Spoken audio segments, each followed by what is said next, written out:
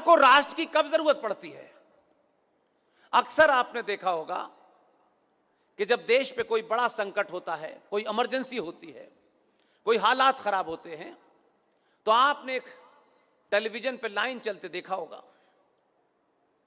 कि देश का प्रधानमंत्री आज रात के 8 बजे राष्ट्र को संबोधित करेंगे। तब कोई ये क्यों नहीं कहता है कि देश को संबोधित करेंगे? क्योंकि राष्ट्र बड़ा है। उस संकट के समय राष्ट्र के हर उम्र के बच्चे से, जो वोट डालता भी है, नहीं भी डालता है, जो टैक्स देता है, नहीं भी दे सकता, उसकी जरूरत उसको पड़ती है। इसलिए कहते हैं राष्ट्र को संबोधित करेगा। मेरा मानना है 2022 के भारत में तथ्यों पे, फैक्ट्स पे, लॉजिक के साथ, फिगर के साथ किताब का नाम बताइए, पेज नंबर बताइए और पैराग्राफ भी बता दीजिए। बचपन में हमारे एक मित्र थे, जहां हम पैदा हुए, आज भी हैं। मैं उनकी एक बात बार बार याद रखता हूं। वो कहते थे कि झूठे को घर तक छोड़ के आना चाहिए, वो बीच रास्ते से फिर आ सकता है। इसलिए अपनी बातों को इतने मजबूत रेफरेंस के साथ रखें कि आपका विरोधी, अगर आपकी शक्ल उसे अच्छी नहीं भी लगती, तब भी वो आपकी किसी बात को काट ना सके, ऐसा तर्क रखिए। और सारे रेफरेंसेस मौजूद हैं, लेकिन हम पढ़ना नहीं चाहते। हमको तो जल्दी से सुबह पर्चा भरें, शाम को एमएलए बने, ये मकान 4 कमरे से 12 कमरे का हो, लड़का विदेश में पढ़ने चला जाए, इतनी स्पीड की तरक्की को तरक्की मानते हैं हम। साउथ इंडिया के तमिलनाडु के एक बहुत बड़े वकील थे।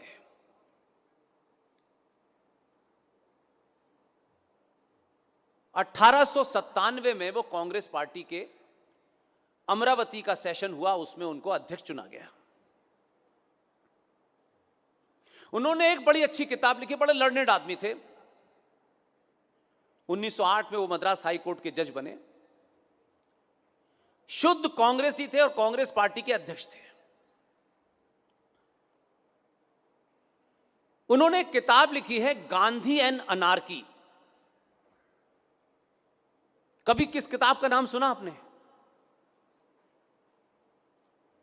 तो जो आपकी बातचीत का शत्रु है, जो आपको और फौरन डरा देता है कि देखिए ये जो राष्ट्रवादी हैं, ये जो हिंदूवादी हैं, सत्ता में आएंगे तो ये गॉडसे का संविधान लागू करेंगे, और आप उनके कहते ही अपोलोजिस्टिक हो जाते हो। इसलिए कि आप तर्क का जवाब तर्क से नहीं देते। आप भावनाओं में बह करके भारत माता का नारा तो लगाते हैं, लेकिन उसमें तर्क नहीं होता, तथ्य नहीं होता। उनको अंग्रेजों ने खिताब दिया था सर का।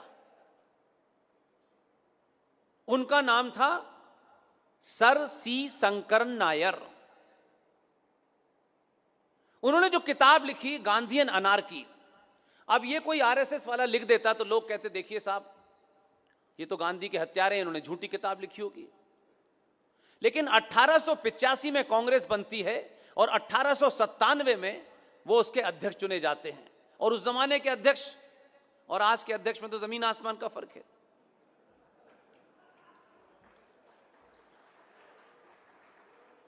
जब आदमी को तीर्थ करना चाहिए था, तब वो पार्टी का अध्यक्ष है। बोलते हैं कि 2-3 सेंटेंस दे दो फिर बैठ जाओ। तो सर सी शंकरन नायर ने अपनी किताब गांधी एंड अनार्की के पेज नंबर 90 के ऊपर अपेंडिक्स 3 में एक बड़ी बढ़िया चैप्टर है, और उस चैप्टर को कांग्रेस पार्टी की 1917 में एक विदेशी महिला, आज वाली नहीं, एक विदेशी महिला 1917 में कांग्रेस की अध्यक्ष बनी।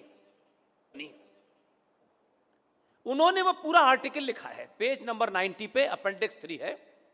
उस महिला का नाम था एनी बेसेंट। और उसका टॉपिक का नाम क्या है?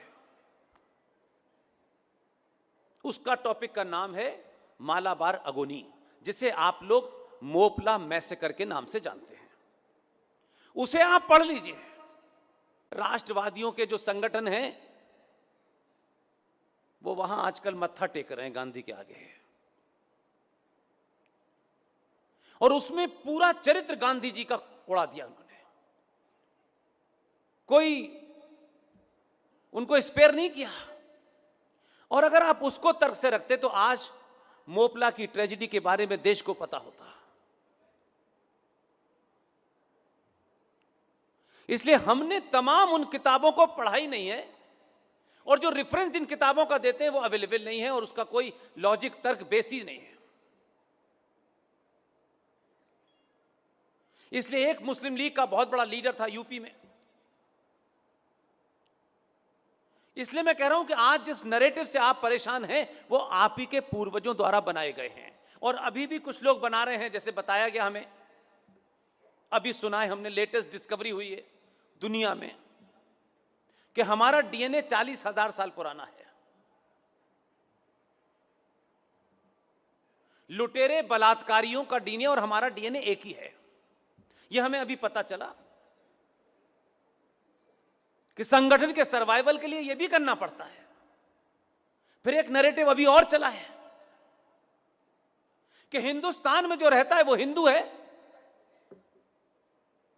लेकिन उन्हीं का कंट्राडिक्शन क्या है? वो कहते हैं हिंदुस्तान में रहने वाला हिंदू है, तो फिर जनसंख्या नियंत्रण की चिंता क्यों है? फिर आपको क्यों रोक लगानी है अगर सब हिंदू हैं? और सब हिंदू हैं तो कश्मीर में हिंदू ने हिंदू को मारा, बंगाल में हिंदू ने हिंदू को मारा, मोपला में हिंदू ने हिंदू को मारा, तो दोनों में से एक बात तय कर लीजिए कि आखिर ये झूठ बोल कौन रहा है? ये उस दौर में जब आप किसी नेता को, किसी फिल्म स्टार को सुनने के लिए अपना संडे छोड़ करके इतनी बड़ी संख्या में आए हो। इस जागृति से किसको परेशानी हो रही है और क्यों परेशानी होनी चाहिए? तो एक के बाद एक नैरेटिव जो आ रहे हैं वो आप ही के लोग बना रहे हैं, आपका शत्रु नहीं बना रहा। तो एक विश्वविद्यालय है जहां मैं पैदा हुआ, जहां से पढ़ के आया हूं, एक नेता ने बयान दिया कि इस संस्था के संस्थापक, उन्होंने भारत में हिंदू मुसलमानों की यूनिटी के लिए बड़ा काम किया है। ये मैंने कहा कि पॉलिटिशियंस अपने स्वार्थ और अपने एजेंडे के लिए कुछ भी बोल सकते हैं। भारत में अभी कुछ दिन पहले डिबेट चल रही थी, मैंने सुना है कि आपके यहां भी कुछ बहादुर पैदा हो गए हैं। आपने भी, जो लोग वीर सावरकर चौनिया पे तस्वीर लगाने पे ऐतराज कर रहे थे, आपने विधानसभा में लगा दी है।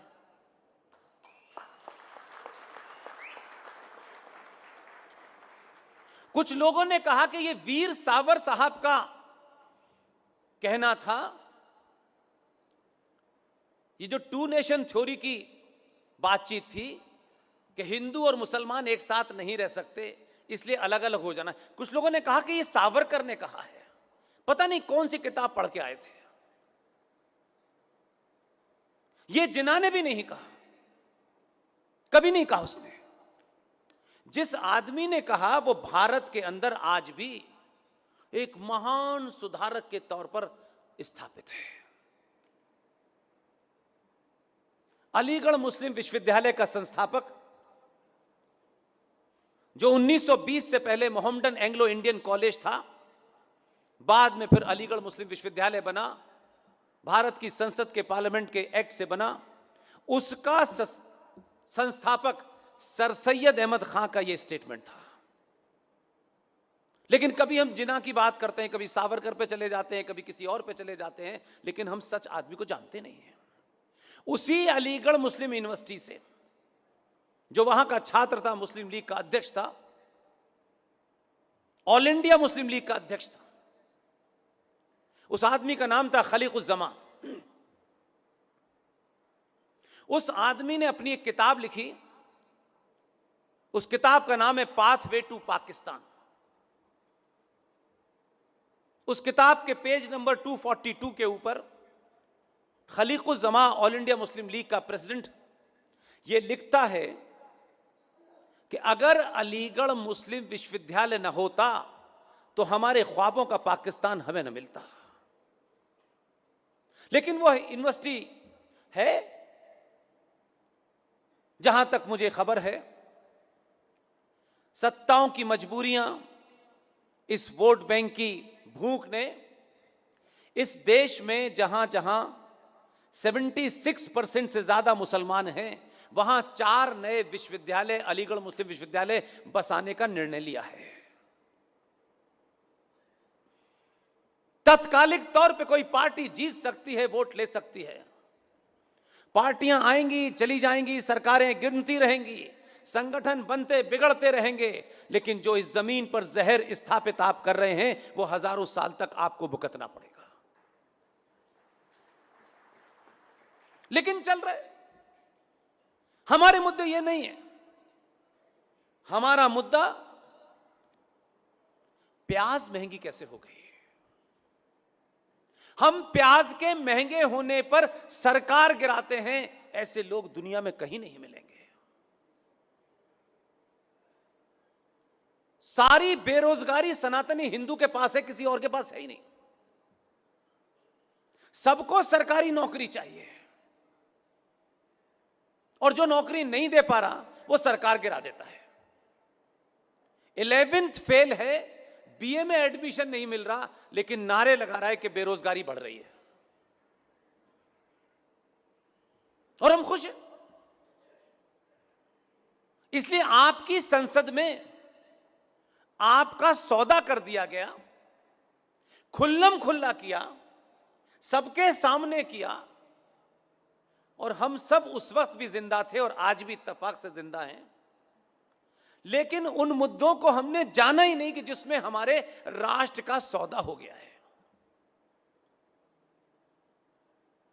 हम जड़ की जगह पत्तों पे पानी डाल रहे हैं और नेता इस देश के इतने चाटुकार हैं, माफ कीजिएगा, किसी पार्टी के हों, वो बताएंगे ही नहीं आपको, ना विधानसभा में बताएंगे, ना आपके पास आके बताएंगे, आपके घर में भी आएंगे तब भी नहीं बताएंगे, और वही पट्टा डाल के कहेंगे कि देखिए हम सनातनी हिंदू हैं। इतना बड़ा सौदा हुआ है कि आपको उसका अंदाजा नहीं है। अब कुछ लोग लड़ रहे हैं उसके लिए, तो भी कुछ ठेकेदार रोकना चाहते हैं। इसलिए मैंने कहा कि संगठन और पार्टियां आदमी के बोलने पे टेप लगा देती हैं, झूठ सुनती हैं और झूठ सुनाती हैं। 1995 में भारत की संसद में 2 सौदे हुए और उन सौदों में 3 ऐसे हैं जो सनातनी हिंदू के एकमात्र भगवान राम की धरती का सौदा हुआ, और हमने सौदा में बोले भी नहीं, विरोध भी दर्ज नहीं कराया, बाहर निकल के चिल्लाए भी नहीं, कोई धरना प्रदर्शन नहीं हुआ, उसके लिए कोई रथ यात्रा नहीं निकली, कोई नहीं निकली। 1991 में इस देश के प्रधानमंत्री कौन थे? पीवी नरसिम्हा राव साहब। वो जिस भी दबाव में प्रधानमंत्री बने सबको पता है। इस पत्रकारिता के लंबे सफर में एकमात्र प्रधानमंत्री हैं जिसको मैं चाणक्य मानता हूं, लेकिन वो जिन हालातों में काम कर रहे थे उनके पास कोई रास्ता नहीं था।